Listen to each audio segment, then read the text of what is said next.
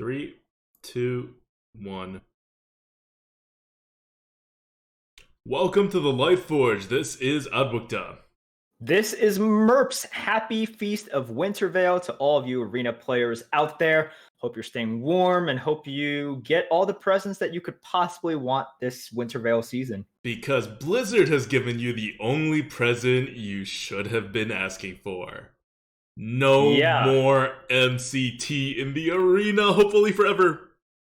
hopefully forever. But as of 4 days ago, on December 19th, Blizzard hit us with a huge update. Probably the most impactful non-expansion update that we've seen. And I'm just gonna lay out the basics of what happened. Alright, it's not that big, okay? Bucketing was bigger. Yeah, but that was a mechanic change. This is just an update. Oh, okay. Yeah, Okay. yeah. Right. So non-expansion, non-changing the way that the game is played, like fundamentally. So here is everything that happened at a very high level. Number one, we have an offering bonus. There is now a 50% offering bonus for Rastakhan's Rumble cards. Number two, there are certain class cards that were removed from the draft and are now available again. So cards such as Sacrificial Pact and Snipe. And we'll talk about that a little bit later on. But number three is what Adulta alluded to. MCT is gone. It's removed from the draft. So it's not completely gone from the arena, like gone, but it is removed from the draft. You cannot draft MCT anymore, and every Infinite player rejoices, right? Number four, this is kind of a subset of three as well, but certain cards that were banned and you could not draft are still banned from the draft. So these are quest cards, hero cards or Death Knight cards, right? Odd and even cards, and just random cards like Vicious Fledgling. They're still unable to be drafted. So the cards that were banned because of a specific reason are still banned. The cards that are no longer banned are the cards that used to be banned like more than 2 years ago, probably like 3 years ago, for like purely class balance reasons, where they took out a bunch of bad cards from a bunch of bad classes.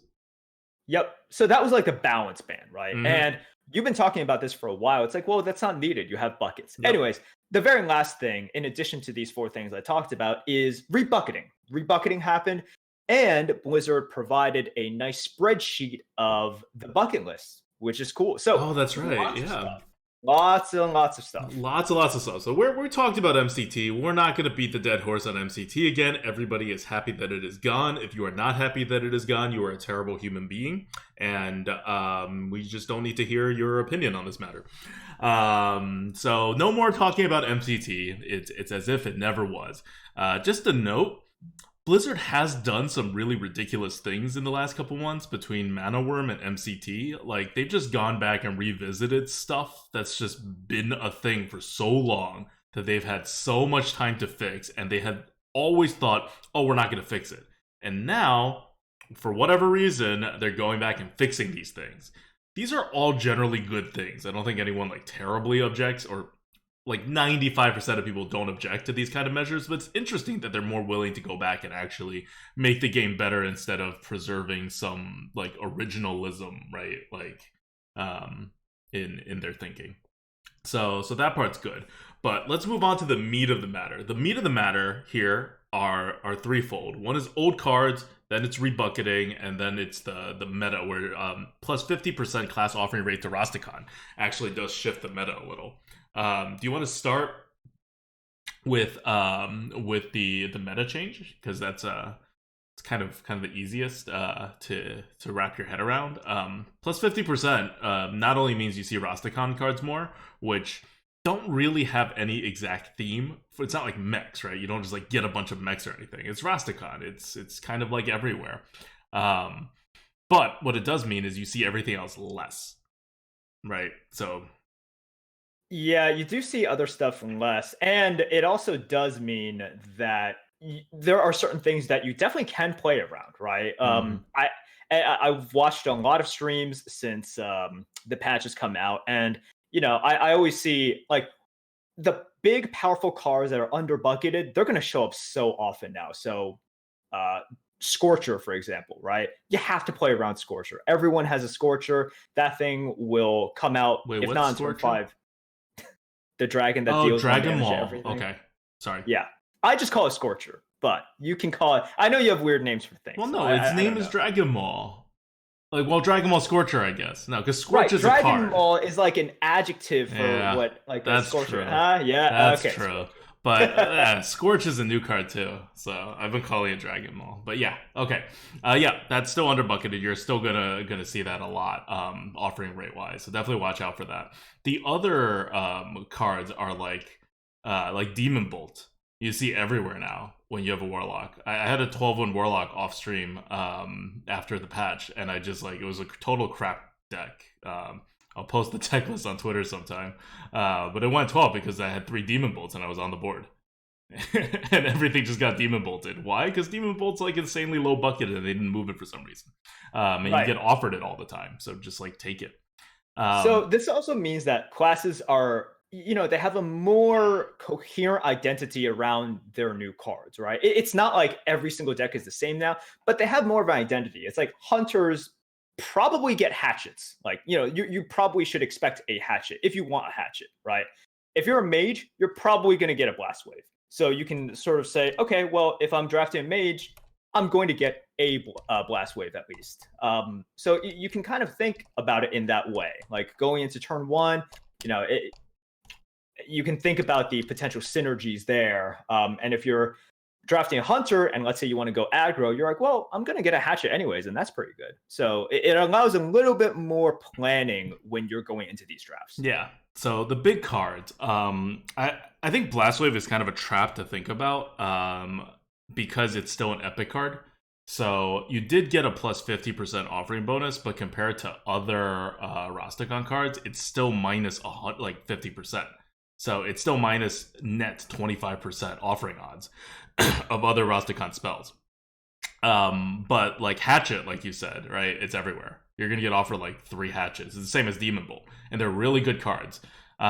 So this is like literally Hatchet and Demon Bolt are the 2 reasons that you see the win rates go up on HS Replay. Those are the 2 classes where the win rates went up. Every other class kind of held on to its win rate or they dropped. Like if you're Shaman, well, sucks for you. Blizzard doesn't care about you yet. Please don't draft Shaman, guys. Shaman's like a basically unworkable class right now. But in addition to actually all these announcements, Blizzard was also super helpful and told us when the rebucketing is going to be. It's going to happen. So all of this happened almost exactly 2 weeks after the release of Rastakhan. And they say in another 2 weeks, like after the holidays, they're going to come out with the rebucketing once they have new data from all of our games, right? In the new buckets and the new offering bonus, so that they do a class balance with all of these in mind, which is smart. So we also know that there's going to be another meta shift, probably a more dramatic meta shift, coming up in a couple of weeks.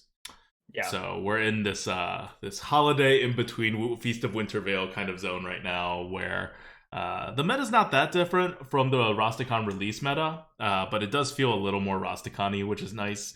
And as a result, it's a little more swingy, which is less nice, but certainly more interesting. We also haven't mentioned the most important, although this went totally under the radar news of all of these. Now we know exactly who does the bucketing. Okay. No. Hi, Chalky. Now we can address one individual person in our complaints about where bucketing's happening. But as of 2 days ago, Ixar posted on Arena HS. By the way, I think it's a good time to commend Blizzard and Ixar and kind of the Arena team. A few weeks ago, we addressed this as well. We were just like, it's nice that they're addressing community, but we want to see stuff happen, right? And ever since then, this happened. Ixar has been keeping up the communications as well. Yeah. So, we believe in criticizing Blizzard when they deserve criticism, and we also believe in like, hey, this is good. They came out, they said, we want to communicate more. We're here to listen. And then they followed up on it.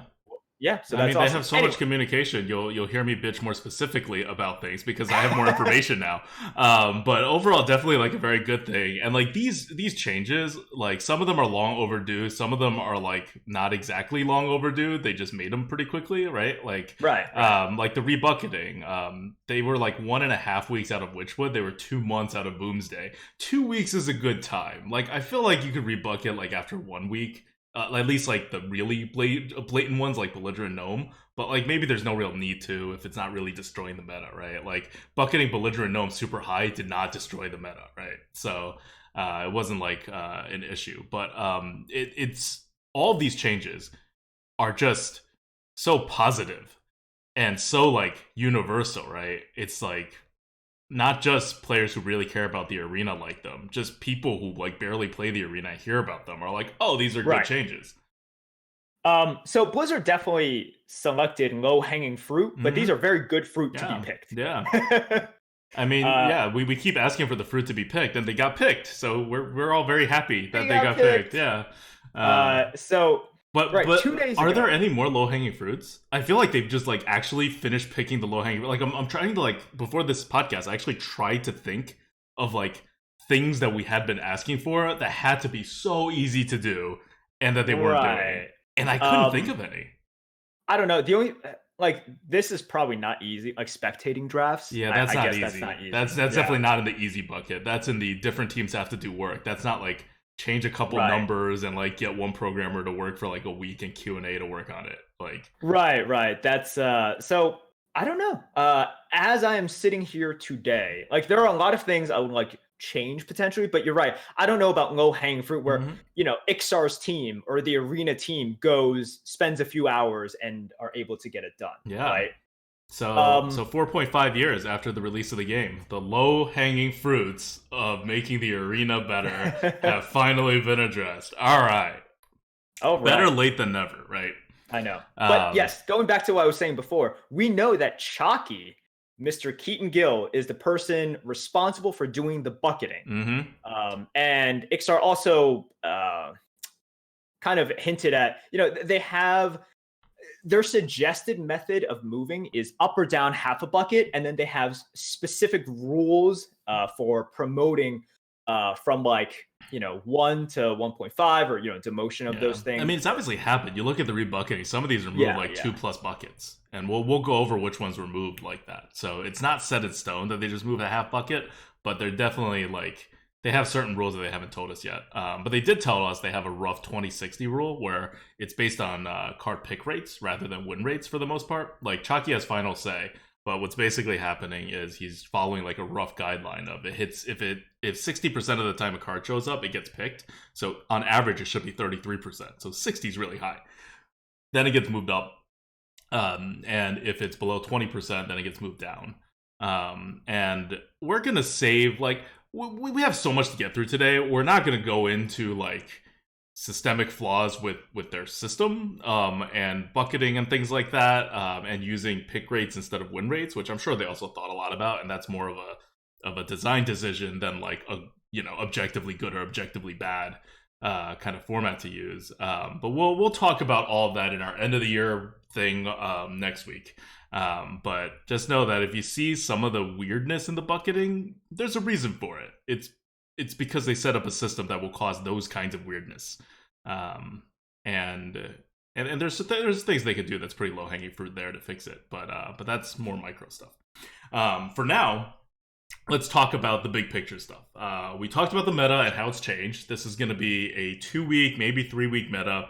And you are watching out for fast hunters because Springpaw is up, because Hatchet is up. You're watching out for when you're facing Warlocks hard removals. Lots of hard removals. Rogues, also hard removals. Rogues are actually a mixed box because they did get Walk the Plank offering rate moved up, right? And that's a hard removal. But then Sap got moved up from the bottom of the first bucket to the top of the first bucket, which means Sap's offering rate just got halved. So I think overall they probably even each other out. So you may not actually get more hard removals as Rogue.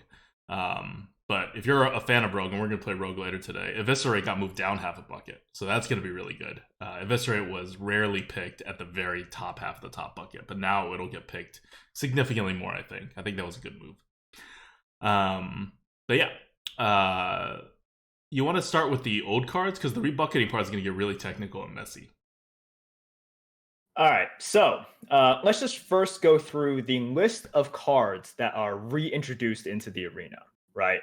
Um, should I just list them off first, or do you want me to actually like say what the cards are? Because some people might actually Say what the cards are. say what the cards are as well. Oh my Yeah. gosh. Well, let's I let's might go over even the need cards. Let's go over the cards like one by one, right? Because they're only in a few classes. Those were the classes that used to be really bad in the arena and were Yeah. and yeah, let's just go down them. And there, all this is already on the Lightforge tier list. So if you go online, you can find all these scores. They're already incorporated. Oh, we didn't even talk about the nerfs. They also nerf stuff. They nerfed Wild Growth and Nourish by making them go up a mana, and some other things Right. that don't really impact the arena. So huge constructed changes. We don't want to talk about them a lot, and I'll just leave it at your comment. I think that's fine. Yeah. In terms of the arena, those are the applicable ones. Yeah, so those are all updated on the Lightforge tier list right now. All the buckets, because they gave us the buckets. So this is official bucket information from Blizzard, is all up on the Lightforge as well. So if you're using the website for things, it's all nice and updated. I will say that we have a quite significant update that will affect curves of certain cards quite significantly. And that has to do with cards that have good curve in the early game, but can also be played later on for a good effect. We actually caught this bug when we were dealing with Wild Growth nerf. And it affects a number of cards. So this affects a lot of things from like weapons, for example, which are usually like very good curve, but can also be played later on and be very good. And cards like those 2-drops, right? Like I don't know what the druid card is called, the new one, Savage Striker, where you can play it as a 2-drop and it's good and has good croc curve, but if you wait later, you'll get more out of it. Omega Healer and Priest, those cards are going to go down a bit because we caught a bug that was making the curve like higher than it should be, and that's probably going to kick in hopefully by Christmas. We're trying to get it out as soon as possible because it's like a legit bug on our part.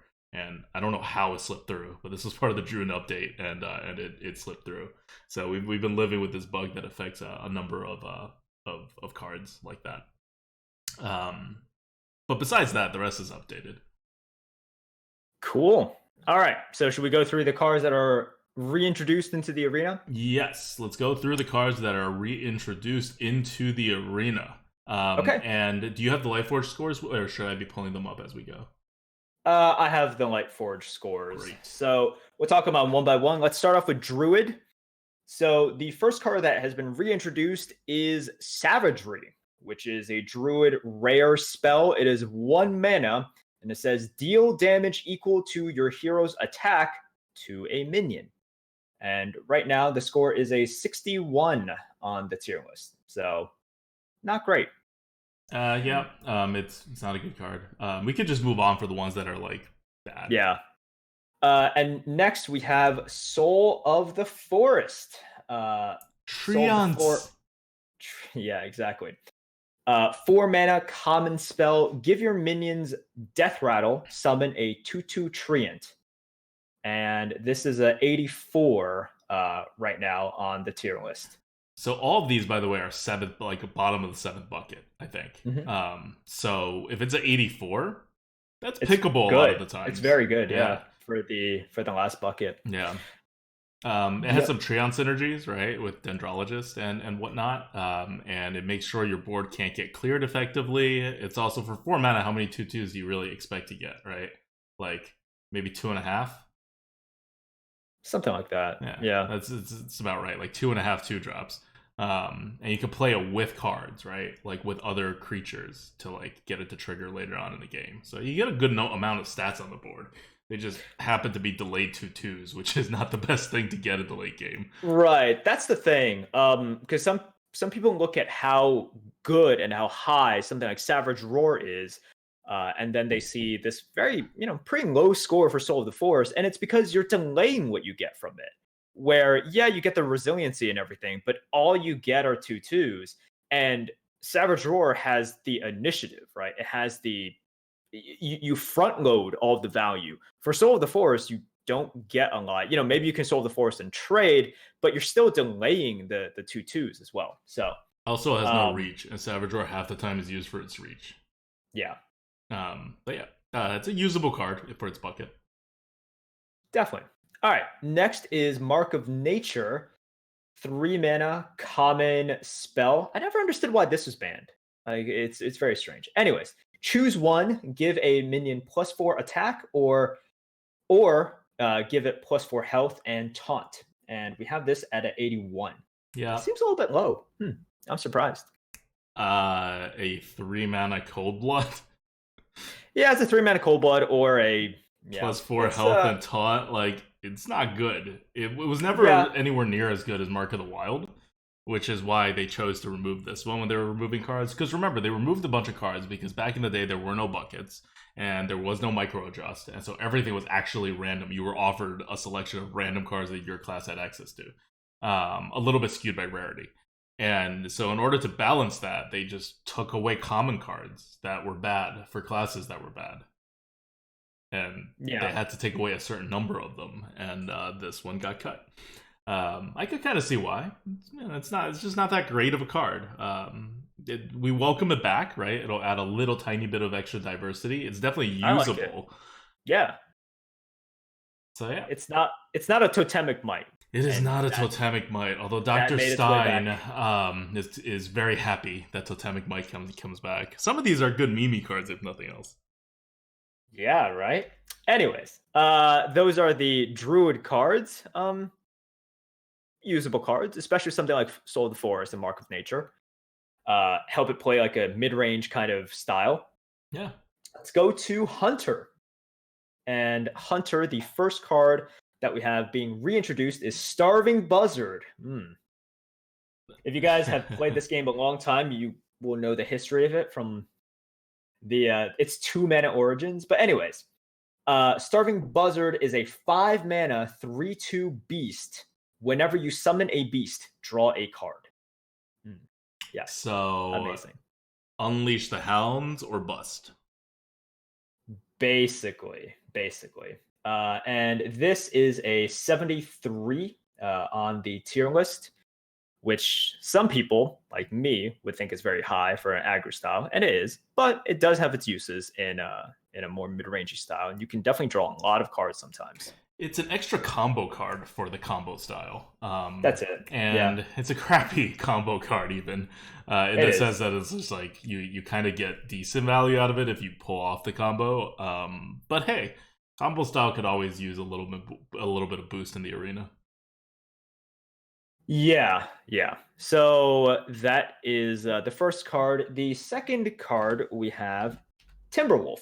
And you guys probably didn't even know this was banned because you guys probably get this from Ravenclaw. I was about to say, I did not realize this was a banned card. I see it everywhere. I did not, like, you probably see it in a decent amount of games, right? You were just like, wait, I've played with this card so much. Or you saw on the other side. Timberwolf, 1 mana, 1/1 beast. Your other beasts have +1 attack. Simple. This is a 66 on the tier list. It's just way too small. That's it. It's way too small. I mean, I would draft it, but you can't play it on turn 1 to any good use. It's like its power comes in later generally. Yep. But hey, more combo cards. This one also good with Unleash the Hounds and Mischief. Definitely. All right. Third card is a secret. We have Snipe. So 2 mana, like all Hunter secrets. And it says, after your opponent plays a minion, deal 4 damage to it. And we have this rated at a 85. This is the one that we complain about the most about being gone, because it's because, well, one, like, it's a totally fine card, right? Like 85 is not terrible by any stretch of the imagination. It's in our top 4 cards that are returned. But more importantly, because of its existence, you now have more to play around for Hunter Secrets, which is always nice, right? Like, rather than the fact that it's not in your deck doesn't really matter. People just have to play around it more. So it gives another dimension to Hunter Secrets. And Hunter Secrets are, except for short periods where Mage Secrets overtake it, usually Hunter Secrets are the only secrets in the arena that matter a lot. Like, where you would just like take a bunch of secrets for any mid-range or slower hunter draft. You would just take secrets at their value, and you get decent value from them. Whereas for mage, you kind of have to like have an agenda to take them, or you take them here and there, and you're not the most happy about it. And for paladin, you're just never happy. Period. Yeah, I think that's fair. Okay, so that is it for Hunter. Let's go to Priest. Priest also has 3 cards that were reintroduced. First one is Mind Blast. Yeah, you guys should know this card. Yeah, I know. Aggro Priests. 2 mana spell, deal 5 damage to the enemy hero. In one of my, I think a 12-win rogue run, it could be on YouTube now, or it'll be on soon. Maybe it was an 11-win run. But there was one play where I had to hallucinate into a card in the late game, and the correct one was Mind Blast. And I didn't have lethal that turn. I was just pushing, and the other cards were bad. So I held on to a Mind Blast for like 3 turns before I used it to get lethal. Yeah. Anyways, this is a 39 on the tier list. I don't think anyone should be that surprised. But 5 damage is a good amount. That's always been the appeal of Mind Blast, right? In terms of damage per mana. 6 Mind Blasts and you're dead. Except this is Priest, you have very little other reach, and this is probably not your game plan. I know. Anyways. The next card is Lightwell. Lightwell is a 2 mana 0/5 minion that says at the start of your turn, restore 3 health to a damaged friendly character. Character means it can heal your face or it can heal another minion. And it's random if it has more than 1 target to heal. It also doesn't do anything unless it lives a turn. Yes. So this is a 48. It's a thing, and it is not that easy to kill because of the 5 health, but it just doesn't do enough. So 48. And we have Inner Fire making a return. Ooh. Inner Fire is a 1 mana spell. Change a minion's attack to be equal to its health. Interesting. But this is a 61 on the tier list. It's just too inconsistent. You can't hope for anything here. Like you can't draft a whole deck where most of your cards can be triggered by this. So only a few of your cards are going to be like triggered by this in a good way, right? Like in a way where you're getting actual value from this. Because it's 1 mana. How much attack do you want from 1 mana? Well, there's a Paladin card called Blessing of Might, which is not that good, but is like kind of okay. That's 3. So you want at least 3. That means you have to have a 3 attack difference between your health and your attack. That's pretty hard to get. It does have an alternate use where you can lower your opponent's creature's attack to like save one of your own, but again, you're spending a card on it and a mana to do that. Right. And that makes it like a humility at best, right? So that's the thing. I was going to compare it to humility, which is significantly higher, and it's for good reason, right? Like humility, you always know what you're going to get. And if you're looking to save a minion, humility is the best for saving a minion. So that's it for Priest. Let's move to Shaman, which has 4 cards reintroduced. First is everyone's favorite. So Shaman, by the way, just to preview this, is going to get the biggest quote-unquote boost here. But in reality, because of the way offering odds work, all the classes you hear mentioned here just got bad cards added to their pool, and they all got worse. Yeah. So, if you're wondering why Shaman went down, that's why. If you're wondering why Priest went down, that's why. If you're wondering why, what do you call it? It's part of the reason. Yeah, Druid went down. That's why. Hunters only didn't go down because they got 2 like near top level cards in Rastakhan that got offering bonuses. Yeah, definitely. So first card is Dust Devil, 1 mana, 3/1 minion, Wind Fury, and it overloads for 2. This is back when Blizzard didn't really understand Wind Fury, and all the Wind Fury cards were total crap, but also possibly unbalanced and constructed to get instant lethal. Like it was like this terrible balance. I remember there was people going around with meme decks, and this is all the way at the very, very beginning. So they would hard mulligan to try to get double Dust Devil. So you would do Dust Devil, coin, Dust Devil, and then you're overloaded for 4 the next turn, but you only have 2 mana anyways. And then you just go absolutely insane, right? You just hit them, and then they can't remove on the next turn as well. And then on turn 3, you Flame Tongue, and then Rockbiter weapon for 1. Remember that? Yeah. Lethal on turn 3. Boom. Anyways, Dust Devil is the first card to make a comeback. Second is, and if I didn't mention, Dust Devil has a 50 tier score. It's bad. Don't take it. It's bad. Totemic Might. It's bad. Don't take it. 0 mana spell. Give your totems +2 health.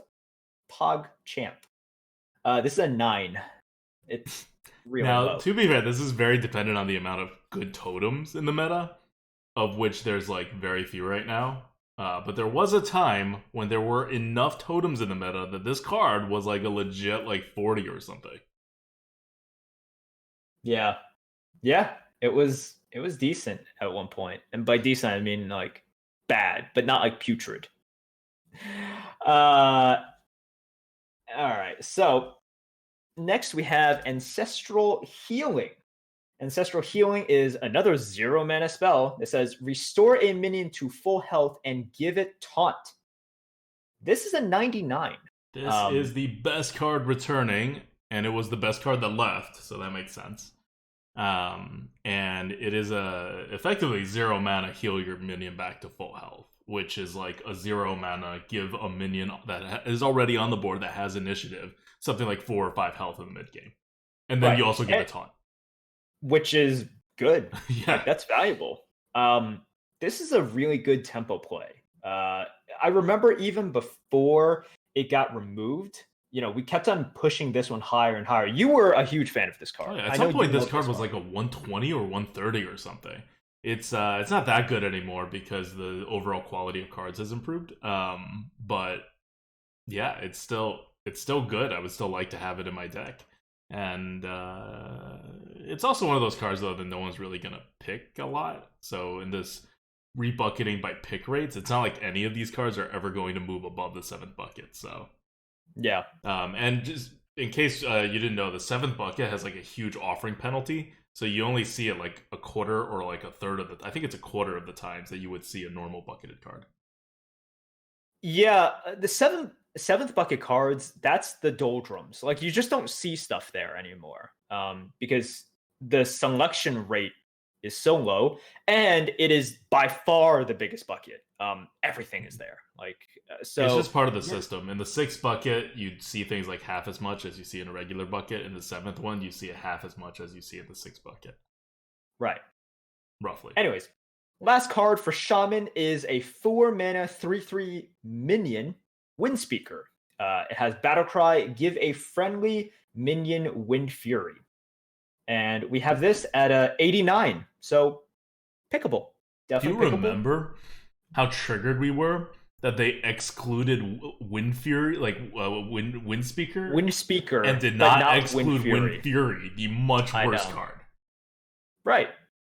You'd much rather have Windspeaker, which has stats, than Wind Fury, which is so all in on the Wind Fury effect, right? And it takes a card. It's like, if it's taking a card, I want a little bit more from the card. It's just like, who were these people that had no idea how Arena worked making these decisions back then? So yeah, Windspeaker is back, and 89 means if you're picking it in the 7th bucket, you're getting some pretty good value for your 7th bucket pick. Okay, next we have Warlock. First card is Sacrificial Pact. Sacrificial Pact is a 0 mana spell. Destroy a demon. Restore 5 health to your hero. It's a 30. Keep in mind, yeah, you can hit opponent's demons sometimes, which didn't used to be the case unless you had a mirror match with Warlocks. But now there's a couple of common demons, like common neutral demons. Amalgam is the one that you're going to see the most often, by far the most often. Felsoul Inquisitor is... It exists. I've had to take it sometimes. It definitely exists. Sneaky Devil, but most of the time it is stealth, so you won't get that off. But yeah, there are some neutral demons that you will see. Void Ripper, right? They play it, they make their trades, but then you can sack pack it to... It's a 0 mana remove something and heal, right? It's really good if you can trigger it on your opponent's stuff. It's really meant to kill your own 1/1s and stuff. Yep. All right. After that, we have Sense Demons. another spell from Warlock. 3 mana, put 2 random demons from your deck into your hand. So you're just drawing 2 demons from your deck into your hand. If you do not have demons in your deck, you will get worthless imps. So 1 mana, 1/1 demons. So you will never draw nothing. That's a good thing. Mm-hmm. You will at least draw those imps. This comes in at a 68 on the tier list. Drawing demons is nice. You just don't have that many demons. So kind of it. Also, your Warlock, you can just use that hero power button. You can use the hero power anyways. to get more cards. So, yeah. All right, is that all the cards? No, we also have Succubus. Succubus is back. Succubus is back, I know. I miss Mistress of Pain. I wish they made Mistress of Pain in Classic card instead of whichever set it was in. You know, Succubus is the direct counter to Mistress of Pain. It's true. Succubus is a demon, a 2 mana 4/3 demon that has Battlecry, discard a random card. Totally fine, totally legit. Dominates 2/3s, gets you some tempo early on. This is a 74. Because no matter how good it is, stat-wise, discarding a card sucks, and 4/3 really hurts. Yeah. If this were a 3/4 on turn 2 that discarded a random card, it'd be a lot my better. Gosh, yeah, it would be so much better. But that's why Blizzard does it, right? That's why Marsh Drake is a 5/4 instead of a 4/5. Like, it's a trap. These are generally trap cards. I know. Okay. So that is it for Warlock. So yeah, so that's all the oh no, we still have Warrior. No, we still have Warrior, yeah. The Warrior cards are so bad that I totally forgot that they were. I know, I was like, okay. Alright, let's go through these fast. First we have Warsong Commander, the start of many memes. 3 mana, 2/3, your charge minions have +1 attack. This is a 60. It's not good. But it's still a thing. And next we have Charge, the most misnamed card in Hearthstone now. Charge is a 1 mana spell. Give a friendly minion charge. It can't attack heroes this turn. So basically rush.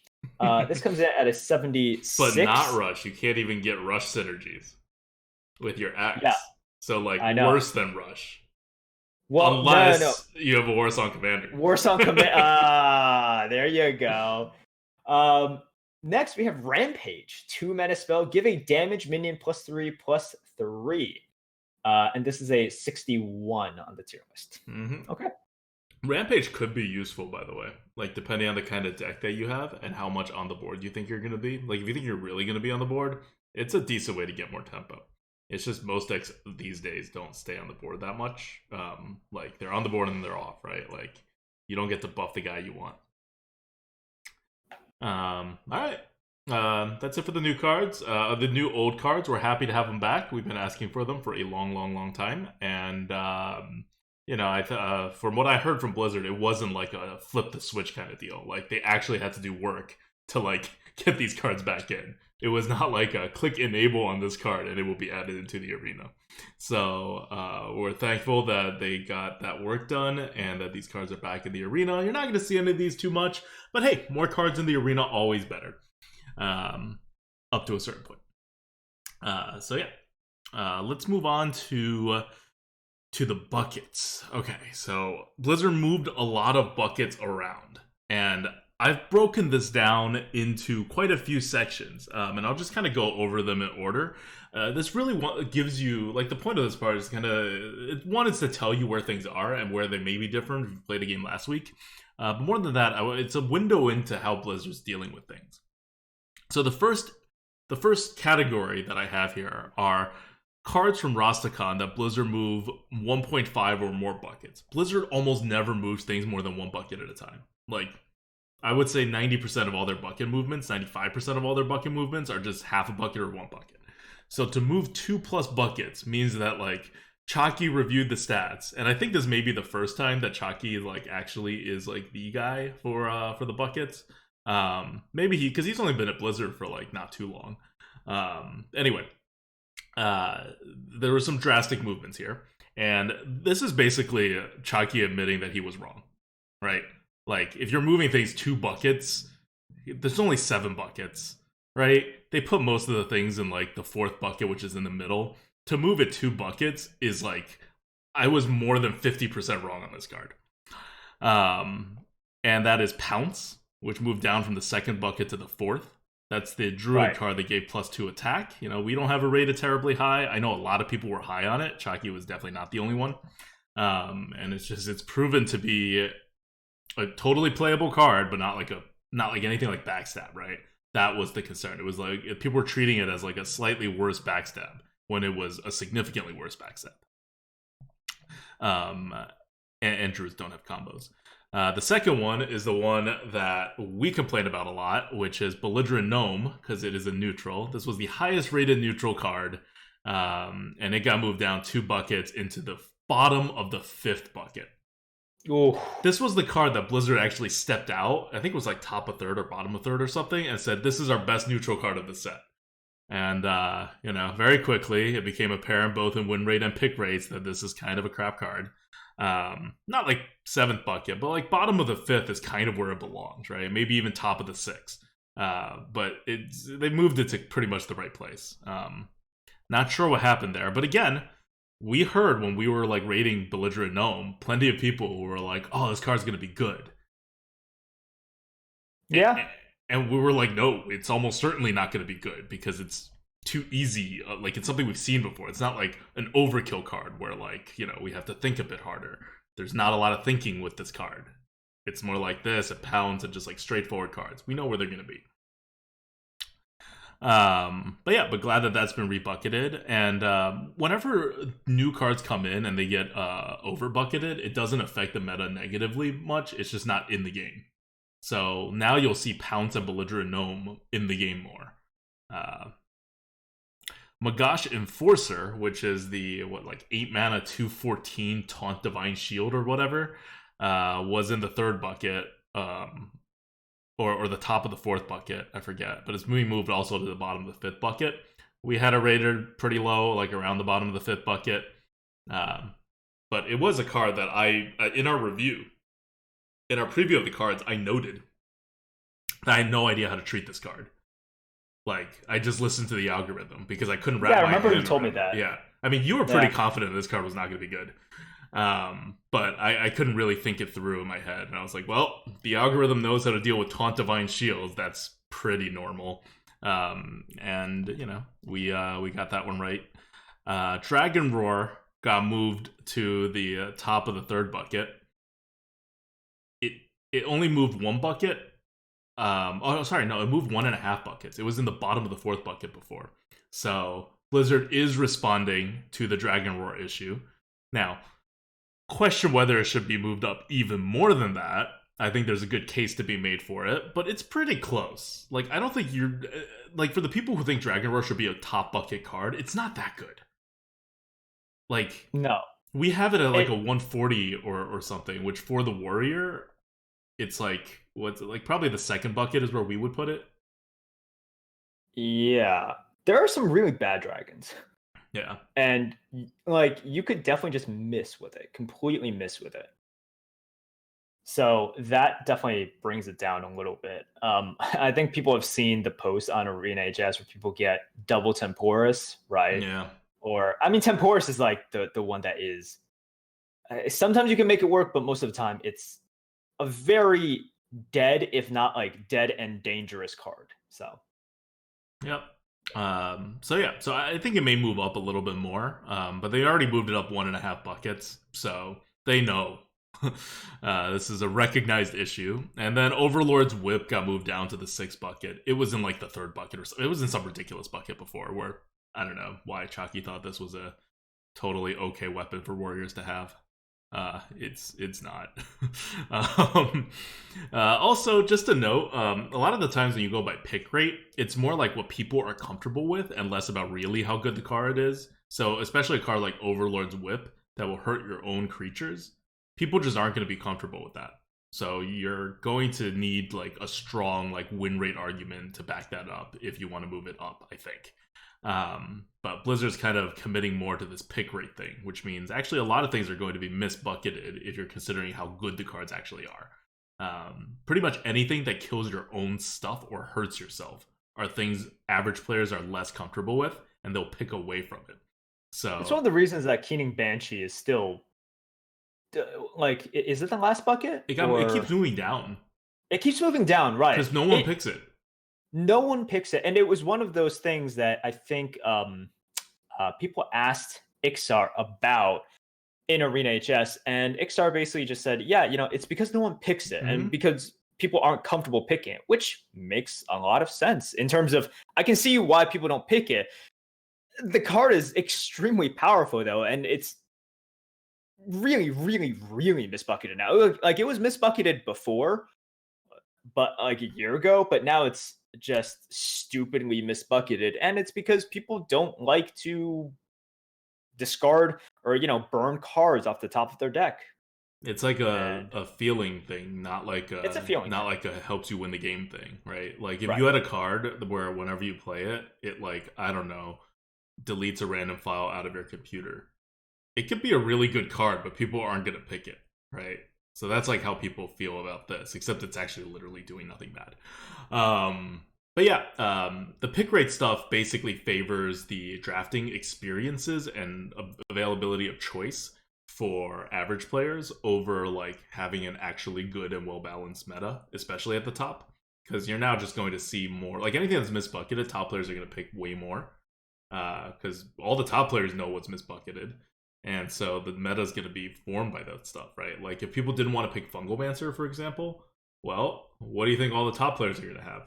Fungalmancer decks. The reason you're not going to see Keening Banshee a lot, even in top players, is because in the 7th bucket, like we said, it's offered a quarter of the time. So they've effectively moved Keening Banshee out of the meta. Which is fine. I don't think Keening Banshee is a terribly well-designed card or anything. So I don't really mind it being sent to nowhere, but it's obviously misbucketed. Yep. And also Warlocks and all their double-sided board clears. Same reason. Same exact reason. Like Warpath. Right, even that was lowly bucketed. Why?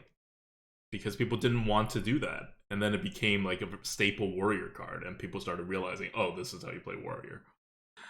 Okay, just don't play stuff, and then it's not a double-sided board clear; it's a single board clear. Oh, so good. Just armor up. All right, that's all you need. Blizz tweaked the following cards by half a bucket or 1 bucket at most, which means they're aware that there is a problem, and it may get further tweaked in the next bucketing update. So these may not be in the right places, but Blizzard's aware and they're moving things. Blast Wave got moved up. New Challenger got moved up. They're both in the bottom of the 2nd bucket now, which is fine. I think Blast Wave should be a little higher, but then again, it's one of those cards where it's like double-sided board clear, right? Spellzerker got moved down to the top of the 4th bucket. It was a little over bucketed before. I think it's good now. Sand Drudge got moved down half a bucket to a full bucket, actually, to the top of the 4th bucket. Sand Drudge, if you don't know, is that priest card that's a 3-mana 3/3, and if you cast a spell, you get a 1/1 taunt. Never see it. Yeah, you never see it because it's people don't pick it, and it's not that good. It's probably correctly bucketed, maybe still a half bucket away. We'll see. So you'll also notice, especially when we start talking about things that are incorrectly bucketed, there are a lot more things that are too low than things that are too high. And that directly corresponds to how Blizzard's guidelines of when they raise cards and when they lower cards in the buckets it's mathematically incorrectly set up. And when I brought that up to Ixar was like, literally like, wait, are you trolling us or are you for real? I'm like, yeah, I'm for real. You've screwed up the math on this. And I don't think he recognizes that there is a math to that. Like, I think Blizzard's just like, well, you pick something, and then when it's over this guideline, you move it up, or you, like, seriously consider it. When it's below this number, you move it down, or you seriously consider it, right? Like, and I get that. But there's a math to it. And when you don't match the math for moving up and moving down, you're going to have more things misbucketed down than up or up than down. In this case, because of the numbers they pick for their guidelines, they have too many things that are too low and not a lot of things that are too high because of their movement restrictions, right? It's like, imagine if there's a lottery and everybody who wants to move from city A to city B gets 75% pass rate, and everyone who wants to move from city B to city A gets 50% pass rate. Well, if the equal amount of people want to move from one city to the other, you're just going to end up with a whole bunch of people in city B because it's easier to go from city A to city B. That's right. Like, this is math. I don't know what was so controversial about that, but I hope Blizzard recognizes it. And this is just something like, it really looks like Blizzard did not think about it and just said like, oh, these are numbers, let's just pick some.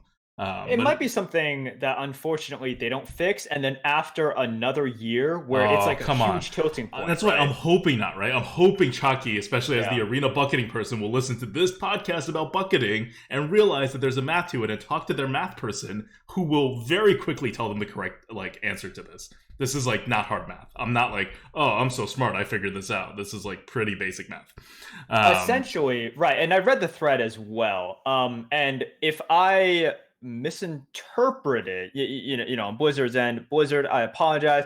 But right now, it doesn't seem like they have put enough thought in to allow equal movement up and down, essentially, right? And that's what you need. You need equal opportunity or movement up or down. Otherwise, you get an incredibly polarized movement, and then the bucketing system is just not what it's supposed to be, right? And yeah, that's it. So there was a lot of confusion. In case you're wondering what the actual, if you're a listener, you're wondering what the actual numbers are. Like 33% is your normal pick rate that you want to try to hit, right? Blizzard's moving things below 20 down and above 60 up.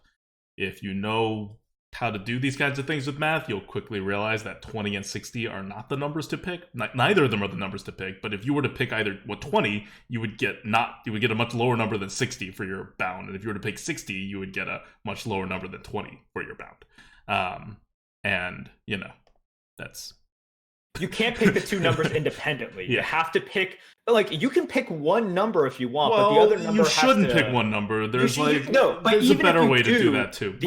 Right. No, I totally agree. What you should do is mathematically determine both numbers at the same time. But if you are dead set on 60%, you need to figure out the lower end based on 60, which is not 20. If you're dead set on the lower number being 20, you have to then sort of like, you know, because everything is on a string, pull the top number to where it should be, and that's not 60 if you're dead set on 20. Just so you, like, roughly right now, a card has to be like somewhere around, I think, like 65 or 70% incorrect in terms of human behavior, like just by pick rates, right?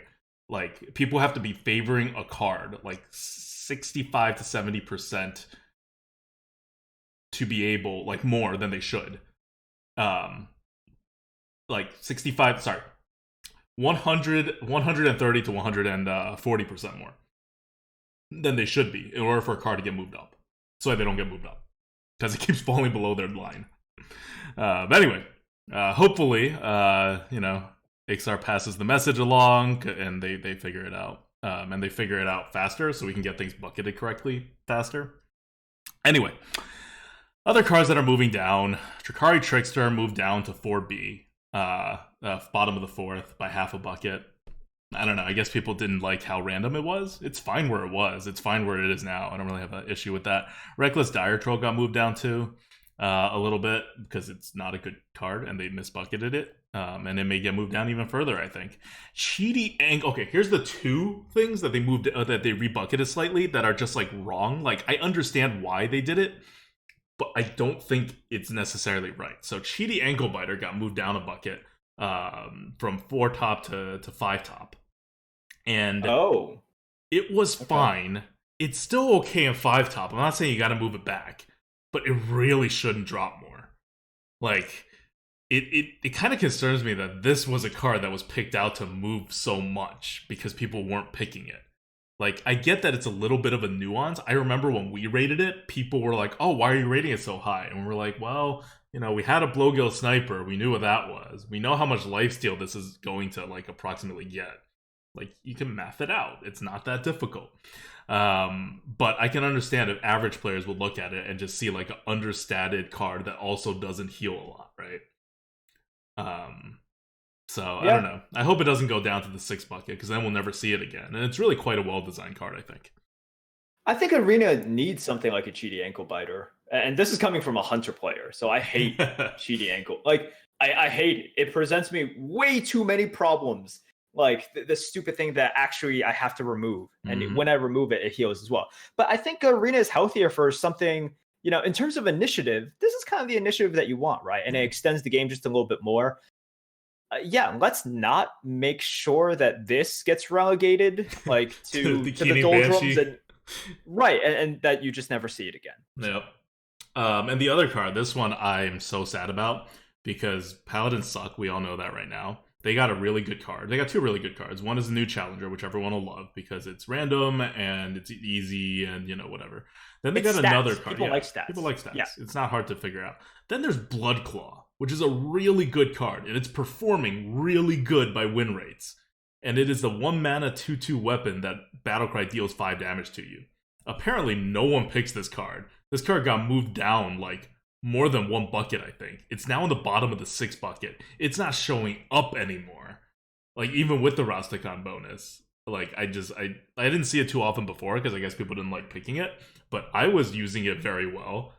Anyone I who's... used it. Yeah, people who are good at the game will use it very well because the penalty's not that high for the amount of tempo you can get, and you'll save so much more face damage. But yeah, it got moved down. And remember, when you go from the 5th bucket or above to the 6th bucket or below, you are suffering a 50% offering rate penalty, which is more than adding 50% that Rastakhan gives you in the offering rates, right? Because adding 50% is plus 50, minus 50% is like halving.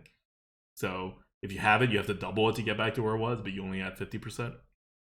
Anyway. Yeah, this is really one of the problems, right? Where essentially a card can just disappear from the arena. Mm-hmm. And if you're wondering why right. Blizzard does it, it's because otherwise Arena like feels bad because you have too many bad cards. Like, I get the idea. But it makes bucketing very important on these lines, right? Between 5th and 6th, between 6th and 7th. Like, missed bucketings here change the whole meta. Okay, so next, this is the important part. We're going to tell you the cards that are still misbucketed. You can just go on the Lightforge.com tier list and look through the whole tier list or whatever you're drafting, and it'll all like kind of show up there. But this will be a good summary of like places where you can put your draft focus in, and especially because these are all Rastakhan cards, they will all get offering bonuses, so you could kind of draft with these in mind. Like, you'll be offered these cards, and you'll want to take them. So your whole draft right now, because of bucketing, are warped by these cards. There are 6 neutral cards that we still consider incorrectly bucketed. One of them is too high, so you don't have to worry about that. That's Shieldbreaker. I don't know why they didn't move it. They didn't touch it. It's terribly bucketed, way too high, but I guess people are still picking it. It's the one that silences things with taunts. Okay. The other 5 are all lowly bucketed. Too lowly bucketed by more than 1 bucket. If it's wrong by like 1 or 1.5 buckets, I didn't put it on this list because we disagree with Blizzard a lot on this kind of stuff, and if it's really just a bucket, you're not getting too much of an advantage out of it. But these are misbucketed by like more than a bucket. The big one is Dragon Ball Scorcher, like Merps was saying before. That's the 5 mana 3/6 dragon that deals 1 damage to everything. And again, things that deal damage to everything, right? Like, people don't like selecting it. This guy should be up there with Primordial Drake. Yeah, I don't know what else to say about it. It's not. It's in like the 4th bucket or something. It's in a terribly low bucket. So you're going to see a lot of these, and you're going to want to pick a lot of these. Second, Mashag Announcer. Yeah.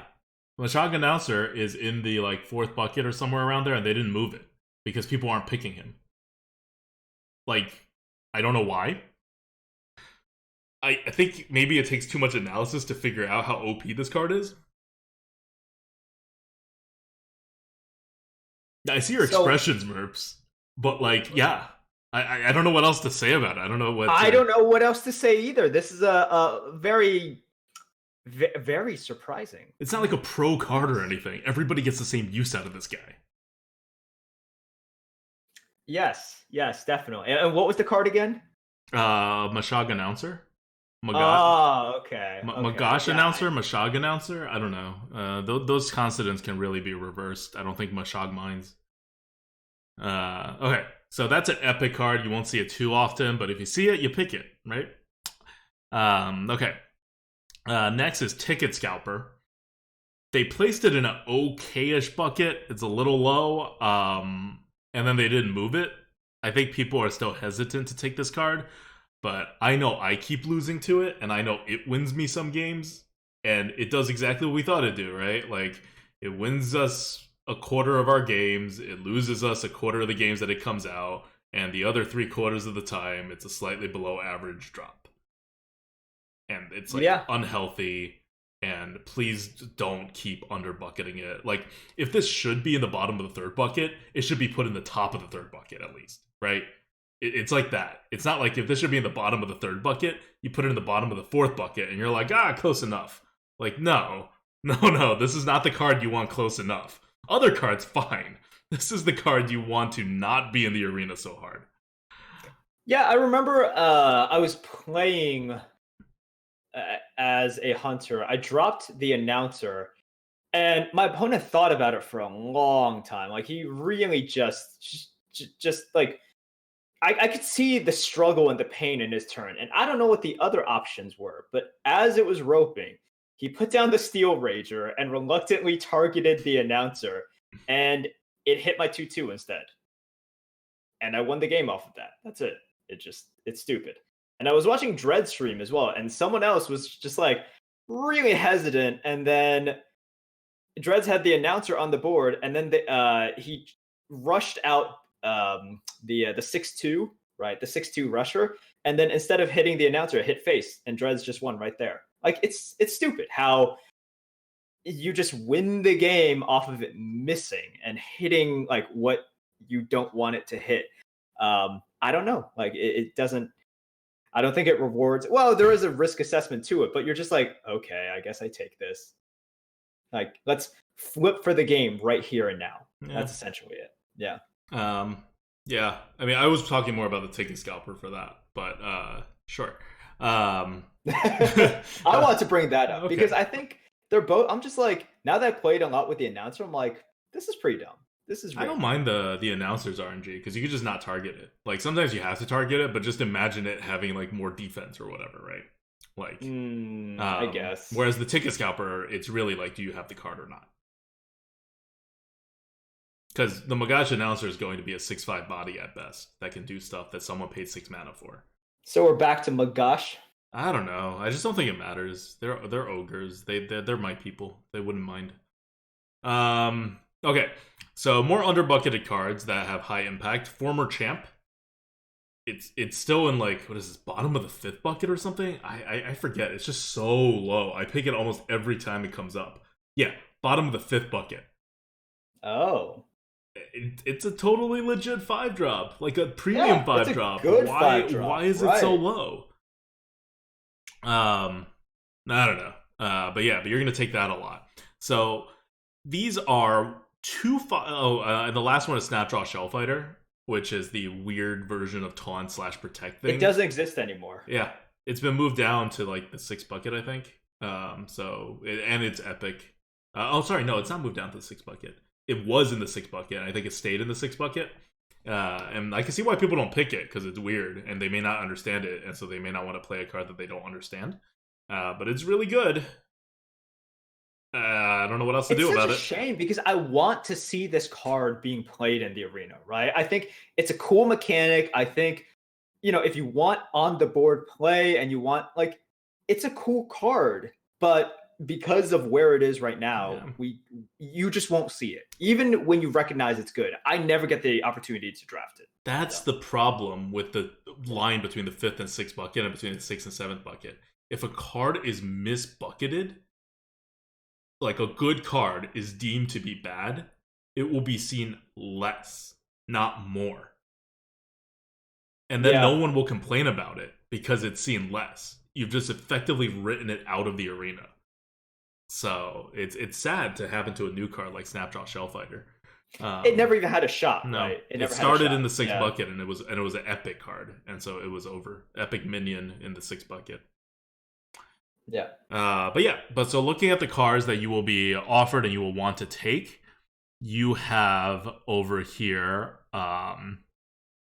2 6-drops that are epic, 2 5-drops that are common, and 1 4-drop. So those are going to be the curve areas that you may want to save a couple of extra spots in your draft, because when you get offered these cards, you're going to want to take them. And these have offering bonuses. So moving on to the class cards, I'm going to go over these very quickly. The 2 class cards that are bucketed too high, which I think means that once people have played with these enough, they will naturally fall down because people will realize they suck. But they're pretty cool cards, so people may be still picking them now to test them out. I know I did for at least one of them. Frikari Battle Axe. It's too high in the Paladin. It's currently, like, second bucket? Or it's just something ridiculous. Yeah, it's in the second bucket right now. It's a 117. It has no business being in the second bucket. For Paladin. This is a Paladin overkill card. And the other one is Blood Troll Sapper, which is the Warlock giant creature that deals face damage when you trade minions. Like, so backwards. So not worth it.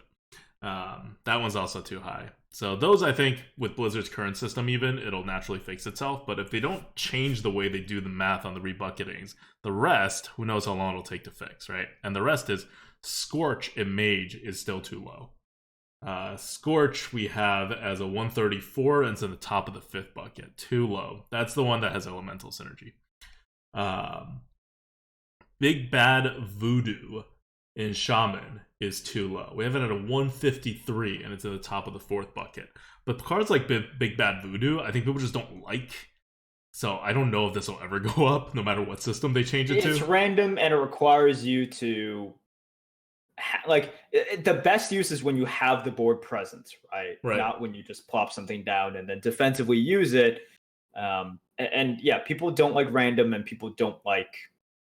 It's situational and randomness, and people are just like, I'm just gonna take the Yeti-ish card. Yeah. Lickum, another card in Shaman, it's bucketed at the bottom of the 5th bucket. It's a 142 that we have rated, and it's a 2-mana 1/3 weapon that has +2 attack when you have overloaded mana crystals. Like, I've seen it used against me. Like, I know you've played with it. It's good. It's fine. Like, it's not just bottom of the 5th. Sucks. Yeah. Like, the card itself should be like 3rd bucket. Because all you need to do is find that one turn in which you're overloaded, and you're already getting good value out of it, right? Mm-hmm. Like, for the 2 mana, you're kind of averaging out, like, it's like, on 1 or 2 turns, it's a cheap fiery war axe, and then on the other turns, it's Unlight's Justice, which is still really good. So it's like, yeah, it's good. And you're always going to find at least one turn in which to get that extra 2 damage. Yeah. And then the last 2 cards are both in Warlock. One is Demon Bolt, which we had mentioned before as a hugely misbucketed card that you'll see everywhere now in the arena. It's in the top of the 5th bucket for some reason, and it did not get moved at all, even though it's very good. Maybe not as good as an Assassinate. You'd rather just get 5 mana and kill something, but still very good. For the record, Assassinate's in the top of the 2nd bucket for Rogue. So, Demon Bolt's not that much worse than an Assassinate. Like, we would put it probably somewhere in the bottom of the 2nd bucket for Warlock. Especially because it's hard removal in Warlock and not in Rogue, right? Rogue has plenty of hard removals, Warlock really doesn't. So it's really warping the Warlock meta right now. If you're facing a Warlock, like, pretend it's a Rogue. Warlocks right now have the 2nd most commonly frequently seen hard removals. That's a weird thing, but it is a fact. You have Rogue, which hard removes everything, right? Priest has iffy hard removal. It has Shadow or Death, which is just 1 card, and then Mind Control doesn't kick in until turn 10. Shaman has only 1 hard removal in Hex, and then Crushing Hand's kind of a hard removal. But Warlock has both Siphon Soul and Demon Bolt. And if you're thinking like, oh, Mage hard removes, right? No, Mage has an Epic Meteor, which is bucketed in the very top bucket, which means it's only seen half the time, and Polymorph, which is also in the very top bucket, which is only seen half the time. So together, Mage has less than 1 regular hard removal spell. Less than 1. Like, it gets beat by Druid with Naturalize. Not even joking. So when I'm facing Mage, I don't care about hard removals at all. Yeah, it certainly doesn't seem like they have the hard removals, right? They have a lot of tricky, annoying AoEs between shooting stars and blast waves and the arcane explosions. They have those things. Yeah. Like, you definitely have to expect that. And if you're going all in against something like that and you lose, that's on you, man. Yeah. That's on you. But if you're saying, all right, I have to go all in, and the only thing that can beat me is a polymorph, You're fine. That's okay. If you get beat by, well, like, trust your reads and everything. And especially if you read that he doesn't have a hard removal and you're just like, he has to top deck a meteor / polymorph, you're really good then. You're really, really good in that case. Yep. And also still lowly bucketed is Shriek. I don't know if that'll ever change, because Shriek is a double-sided board clear. It's in the bottom of the 4th bucket right now. I mean, we lowered it from our initial rating, so now it's no longer like the best card of the set or anything like that, but it should still be like... Okay, so Hellfire is a 187, and they're keeping it steady in the bottom of the 2nd bucket. So just going off of that, a 165 should maybe be bottom of the 3rd bucket for a double-sided removal. Or maybe it should be fine here in the world of, I guess people don't pick double-sided removals. But yeah, that's Shriek also, we think should be a little bit higher. Okay, so that's all the new cards. In addition to all the new cards being moved, and that's how you get your value, by the way, especially with the new cards, you can draft with the expectation that you'll get these if you're picking the right class. Like, as you can see, right, like, the Demon Bolt exploitation is so easy. You draft Zoo, and then you pick up your Demon Bolts, because Demon Bolt scales based on stuff you have on the board. So you want to be on the board, you want to have multiple stuff on the board, you want to be able to buff the stuff on the board, your Zoo. And then you take Demon Bolts, and you have hard removal, which Zoo otherwise struggles with. It's like perfect. Like, Warlock Zoo right now, so good. Okay. So, other old school cards also got rebucketed. These are not Rastakhan cards. This is why this is like a huge rebucketing. And it fixed a lot of the stuff we've been complaining about, or like took some steps to make it better. So, like, Control Warrior is not fixed. Warriors still have by far the highest win rate. It's at like 53.5% right now or something. But it's a little bit lower than it used to be. And it's a little bit lower because they moved every single core control card for Warrior down a bucket. Dinomatic, up a bucket, so it's like harder to take now. Dinomatic up a bucket, Omega Assembly up a bucket, Warpath up a bucket. We mentioned Dragon Roar before, up 1.5 buckets. Tarlord up half a bucket. So you just like went down the list of Warrior cards that were good for control and just bucketed it up because everyone was picking them. So Control Warrior got a little bit worse. When the class adjust happened in 2-3 weeks, that's when Control Warrior is really going to get hit, I think. But keep in mind, Warrior power level overall is not like too far down because your mid-range / aggro warriors got a little bit better. They lower the bucketing for like War Axe. They lower the bucketing for Frothing Berserker, which used to be top half of the first bucket, is now bottom of the first bucket, which means it's going to get offered twice as often and be probably better than other cards in its bucket.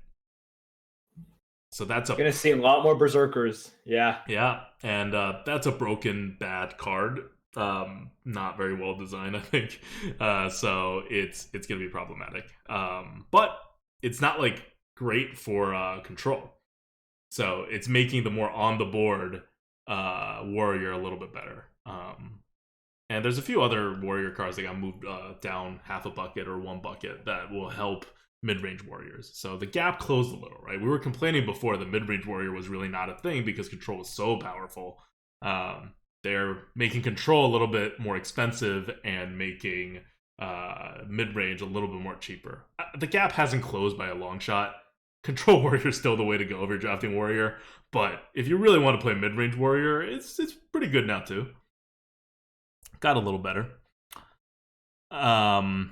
Okay, so besides that, the other noticeable, like hugely noticeable change you'll notice are the old cards that got bucketed up. Remember we were saying it's really, really hard for cards to be bucketed up. It's very easy for them to be bucketed down, or comparatively, right? That's how Blizzard's bucketing system works because they screwed up on the math. So, of the notable cards that got bucketed up in neutral, for example, I won't go into the numbers, but we'll just call the big ones, right? Like Fungomancer. We were all wondering why Fungomancer didn't get bucketed up in Boomsday. Well, what happened here? Moved up 1 bucket from 4 top to 3 top. Fungomancer, people were like, oh, is it broken? Should it be top bucketed? Is it like Primordial Drake and like Bone Mare and like stuff like that? And we've always insisted that it really isn't that powerful. Like it's good and all, but it's not like anywhere near like broken levels, right? Yeah. And Blizzard had it in the 5th bucket, in the 4th bucket for whatever reason, and has now moved it up to the 3rd bucket. So now it's not even the best card in the top of the 3rd bucket. Basilisk and Sea Giant are on there with it. Argent Commander, Saronite Chain Gang, Dark Iron Dwarf, Plated Beetle, Tar Creeper are all right there with Fungomancer. So could it be moved up to the 2nd bucket? Sure, but so could you can make an argument for any of these cards to be moved up to the 2nd bucket. So I think it got a lot better, and you'll notice it in the meta too. Like Fungal's just less of a threat than it used to be. And the other one that got moved, this one only half a bucket, and it's one that everyone was clamoring about, was Violet Worm. Got moved from the top of the 5th bucket, where Fungomancer also was, to the bottom of the 4th bucket. Which, you know, is fine. It's a 125, and again, at a 125, you can be like top of the 4th bucket, you can be bottom of the 3rd bucket, you can be bottom of the 4th bucket. Like, it may still be half a bucket away from where it should be, but it got a little better. And Worm always suffered from the fact that you most of the time don't want 2 Worms in a deck. You have to have a special kind of deck to be able to do stuff like that, or a special class. So your pick rates are going to suffer just because of that, even if the card itself is otherwise good. Right? Yep. Okay.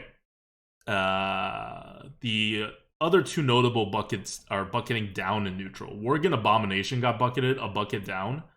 So Worgen Abomination, if you remember, used to be a top bucket card, and they just move it down 1 bucket every time they move. That's like one of my problems with Blizzard and their bucketing philosophy, at least up until now. If you're going to move it down 1 bucket, if you could only move something down 1 bucket every single time you do a bucketing move, then you get stuff like the Nightmare whatever, the 4 mana 3/3 guy, right? That can become a 6/6 if nothing else is on the board. That they started off Night Prowler. Yeah, Prowler, right? Yeah, they had it bucketed like 2nd bucket or 3rd bucket, like just something ridiculous, ridiculously high. And it's a 7th bucket card. It's always been a 7th bucket card. And just in this last bucketing session, it's a Witchwood card. Just now did they finally move it into the 7th bucket where it belongs. Why? Because they moved it down 1 bucket every time they rebucketed. And that's how many times they've rebucketed since Witchwood launched. Like, it's got to be faster than that. That was like 9 months ago. It's got to be faster than that.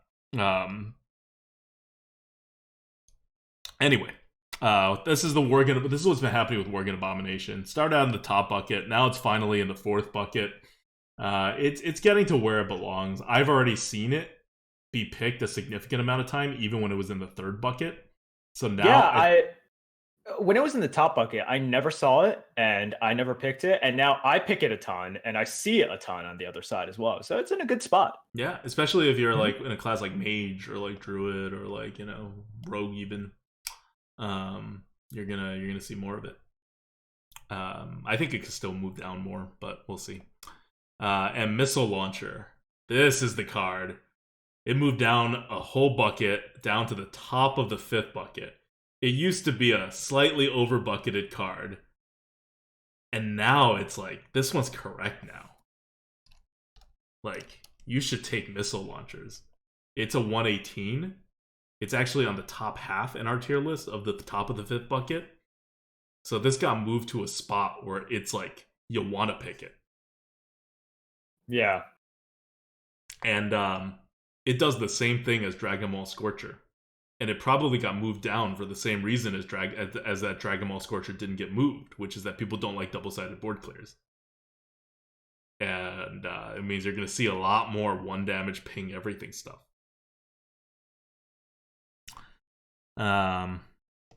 Okay, so those are the neutrals and the movements and how the meta is going to shift. I'm going to run through a couple more things that got moved down because, like I said, right, a lot more things get moved down than up because of the systemic missing math of Blizzard. Venomizer got moved down a bucket. That's probably correct. Spreading Plague got moved down a bucket. Spreading Plague is down the bottom of the second bucket. It used to be in the bottom of the first bucket or like even the top of the first bucket. I forget. But like for no good reason. Like I think at one point before the nerf, it was like too ridiculous, and they had it in like the third bucket or something, and then they just overcorrected like this one card really randomly in one update, and we pointed it out at that point. But now in the bottom of the second bucket, it's pickable. It used to be not pickable, now it's pickable. Druid still sucks, especially Control Druid. This one card isn't going to save it. They just nerfed other parts of Control Druid, like Wild Growth and stuff. So I'm not saying like pick this card. It's underbucketed now, but it's now an option, like just in a normal mid-range deck, right? Like a defensive option. Yeah.